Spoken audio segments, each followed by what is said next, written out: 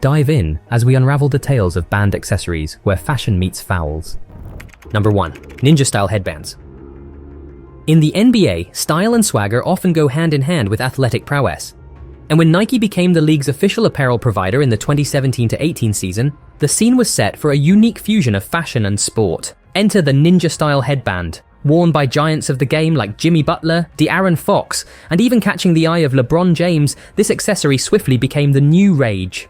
But as quickly as they became a phenomenon, clouds of controversy began to gather. NBA spokesman Mike Bass voiced concerns that the ninja-style headbands weren't part of the official NBA uniform. More significantly, teams flagged worries over safety and consistency, not least about their size, length, and tying method. The NBA, always cautious, didn't want to introduce a potential hazard onto the court. Players like Butler and Towns, who had sported the headband the previous season, escaped penalty. But a clear message was sent. From 2019 onwards, any player donning the ninja headband would face a fine. The ban raised eyebrows and questions. Some wondered why the accessory, if considered unprofessional, wasn't prohibited the previous season. Others speculated that aesthetics, not safety, was the real issue. Regardless of the true motive, the era of the NBA's ninja-style headband was alas short-lived. Number 2. Gold chains. In the heart of the 1980s, the NBA was a different world. There were fewer rules, fewer restrictions, and players had the freedom to express themselves. One form of expression was gold chains. Legends like Dr. J, Wilt, and Darryl Dawkins were the first ones who started this trend. Dawkins, with his multiple long chains swinging out of his jersey, became one of the most iconic representatives of this style. And then there was Michael Jordan, the budding superstar. Even in his early days, he wore a thick gold rope chain, which added a dash of flair to his high-flying dunks. However, while the fans and players loved this stylish addition, the NBA's management grew concerned. The game was fast-paced, with bodies colliding and hands reaching out for the ball. Amidst all this action, those swinging chains weren't just accessories, they were potential hazards. The iconic image of Dr. J and Larry Bird, both clashing and reaching for each other's necks, painted a clear picture of the risk involved. No one wanted to witness a player getting injured, or worse, choked because of a chain. As a result, in the interest of player safety, the NBA put a stop to this trend. To this day, while you'll see NBA stars adorned with jewelry worth fortunes before a game, once they step onto that court, the chains come off. Number 3. Blackface mask. The year was 2012. During the NBA All-Star game, Dwyane Wade, in an attempt to hinder Kobe's layup, fouled him. Kobe sustained a serious fractured nose and concussion. The aftermath of this clash saw Kobe initially wearing a clear face mask. However, it wasn't long before Kobe switched to a sleek black face mask. This subtle change did more than protect him. It symbolized defiance, style, and a touch of mystery. Soon, Kyrie Irving, another basketball maestro, also graced the court wearing his version of the black mask, marking a 41-point game at the iconic Madison Square Garden. However, the spotlight truly shone on the black mask when LeBron James paired it with the Heat's all-black uniform. It was dramatic, almost superhero-like, and fans were in awe, but the NBA officials were wary. They believed that the mask concealed eye movements, giving players wearing it an edge. Moreover, referees found it hard to interpret facial expressions, a key aspect in ensuring fair play. Although the NBA didn't officially ban it, they diplomatically requested players to adopt the clear mask. LeBron's subsequent appearance in a transparent mask marked the end of the enigmatic black mask era. However, it's essential to note that the face mask itself isn't a new phenomenon in the NBA.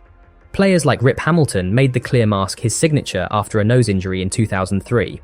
But the allure and enigma of the black face mask remain unmatched. Number 4. Black and Red Air Jordan 1. In the annals of NBA history, few shoes have sparked as much controversy as the Black and Red Air Jordan 1. Michael Jordan, the basketball prodigy, sported these shoes with pride. But the NBA had its rulebook, and within its pages was a seemingly innocent rule about uniformity.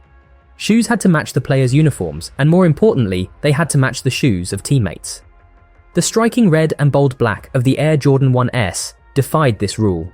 And so, each time Jordan set foot on the court with these shoes, the cash register rang not for sales, but for fines. A whopping $5,000 was the price tag every time those iconic sneakers touched the hardwood. Instead of backing down, Nike, sensing an unmatched marketing opportunity, footed the bill. They transformed the NBA's ban into a selling point, turning these sneakers into symbols of defiance.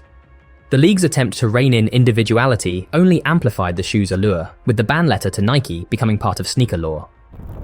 Number 5. Athletic propulsion shoe. More than 10 years after banning the Air Jordan 1, history repeated itself again. This time the target was athletic propulsion shoes.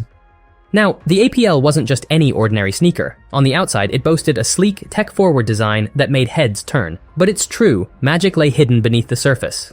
Tucked away under the ball of the foot was a specialized compression spring. This wasn't just for comfort or style, it had a purpose.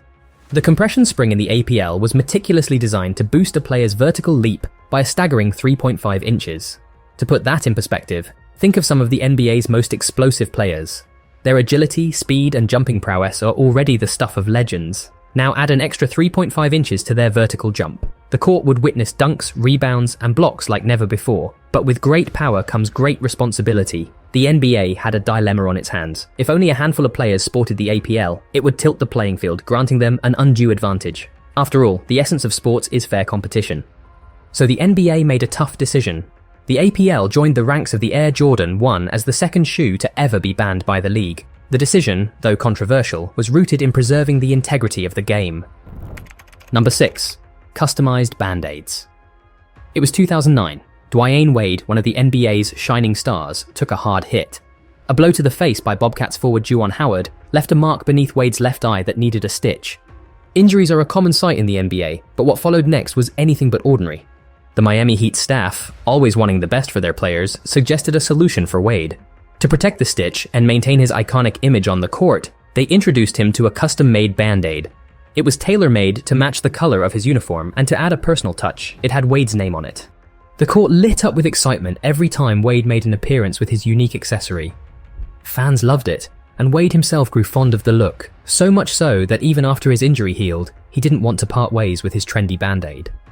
The NBA, on the other hand, did not like this look and banned it from being worn to this very day. In their official statement, the NBA said that Band-Aids can be used for healing, but not for fashion. A player can wear a Band-Aid for healthcare purposes, but it shouldn't have any name or identification on it. Number 7. The Supreme Sleeves. It was 2017, and the world of fashion was under the spell of a brand called Supreme. Their iconic red and white logo was a status symbol, a badge of honor for anyone who wore it. And as it happens with most trends, it wasn't long before the NBA felt the supreme wave. Enter Kelly Oubre Jr., the dynamic player from the Washington Wizards. But what caught everyone's attention that day wasn't a dunk or a three-pointer. It was Oubre's bright red Supreme sleeve, gracefully adorning his right leg. But by halftime, the sleeve vanished because the NBA believed in showcasing its logo, not Supreme's. The wave didn't stop there. J.R. Smith of the NBA flaunted a black Supreme sleeve. The first time, the NBA remained silent, but the second time, they warned of fines. This didn't sit well, especially with NBA star LeBron James, who voiced his displeasure to his vast social media audience. But Smith's defiance peaked when he made a permanent statement. If he couldn't wear a Supreme sleeve, he'd have it inked. Smith tattooed the Supreme logo on his right leg. The NBA's answer: conceal the tattoo or face fines. The battle between individual expression and corporate branding raged on. It wasn't just about a sleeve or a tattoo. The court, over the years, has been both a stage of competition and a runway of fashion.